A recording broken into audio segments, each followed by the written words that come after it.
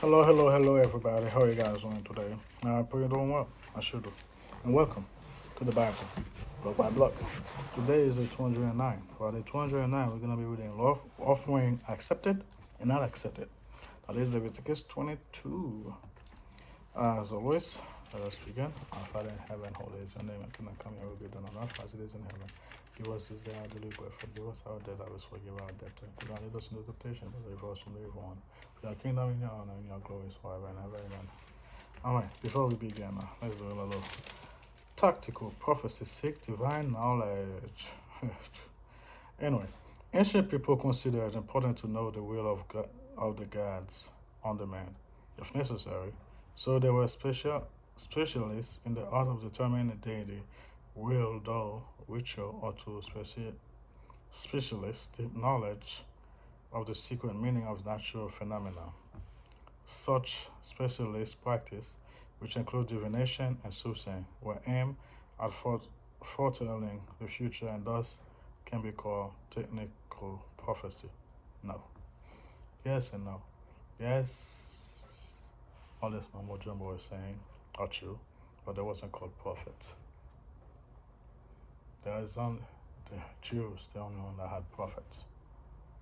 They never had, they literally say the name of what they would call soothsayer, all the stuff like that, not prophets.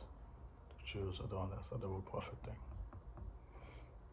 And God is against soothsaying and all that stuff like that. Again, something this thing got wrong. Most of what we know about divinations and soothsaying comes from Mesopotamia, Babylonia, Asia. Mesopotamian technical prophecies was carried out by highly educated trained priests. A number of tablets survive which tell how to read natural event to determine the will of the gods, wind, water, and blowing of grain, the appearance of animals, the position of the stars and planets, and indeed almost any natural occurrence in its divine meaning. In a different method, Mesopotamian priests could obtain particular information by performing sacrifice. Archaeologists have found large numbers of clay model of livers taken from sheep sacrificed on purpose of divination. By reading the bones of the liver, the priest could determine the answer to questions. The answer was then recorded on display models. The people around Israel also sought knowledge from the gods, sacred oracle from Syria, Palestine, are found in Greek records such as the then Syrian from the 2nd century AD. Yes, they did. This record indicates that answers to the questions of worship came through sound from the opening of the cave or from flying on the god statues, which skeptics claim were read with ropes. Okay? Yeah, the Jew like to step off and try to get information from gods and stuff like that, which God always punish those guys against because they're fake. I was gonna keep reading, you know, see. But anyway, the Israelites themselves were forbidden to divine the will of God through this technical method. Yeah, as I said. They were allowed to occultate items. They were, really? No, they weren't, but okay. They were allowed to occultate items called Urim and Turim, but Israel law clearly instructed them not to. Yes, that's why I said there wasn't. They did it anyway. There wasn't. God was against it. Practice divination or soothsaying.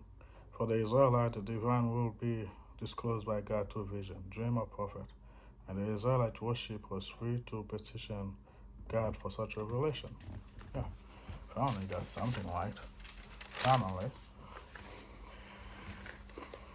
Offering, okay, let's read the Bible now. Offering accepted and not accepted. And the Lord spoke to Moses, saying, Speak to Aaron and his sons, and to all of the children of Israel, and say to them, Whatever man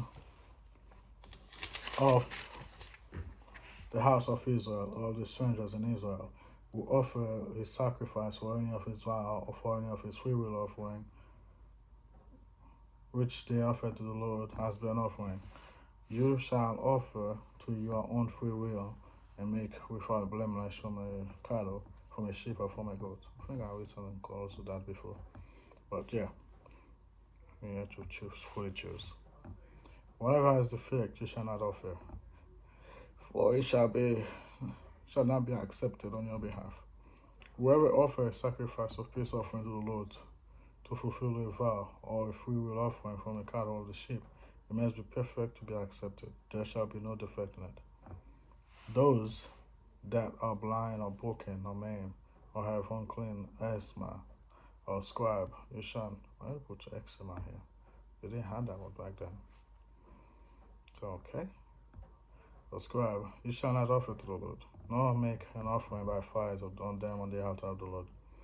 Either a bull or a lamb that has any lamb too long or too short, you may offer as a freewill offering. But for a vow, it shall not be accepted. You shall not offer to the Lord what is bruised or crushed or torn or cut, nor shall you make any offering to them in the land, nor from a foreign hand you shall offer any of this as the bread of your God, because the corruption is in them, and the defects are in them. They shall not be accepted any of we have. And the Lord spoke to Moses, saying, when a bull or a sheep or a goat is born, it shall be 7 days with its mother, and from either day, and therefore it shall be accepted as an offering made by fire to the Lord. So you don't be cruel to them. Anyway, well, whether it is a cow, you do not kill both of her and her young on the same day. And when you offer a sacrifice of thanksgiving to the Lord, offer it of your own free will. On the same day it shall be eaten. You shall leave none of it until morning. I am the Lord. Therefore you shall keep my commandment and perform them. I am the Lord, you shall not profane my holy name, but I will be hallowed among the children of Israel. I am the Lord, who will sanctify you, who brought you out of the land of Egypt, to be your God. I am the Lord. Amen, amen, amen. Thank you guys for being here. Pray for me, I'll pray for you. I'll see you guys next time. Bye.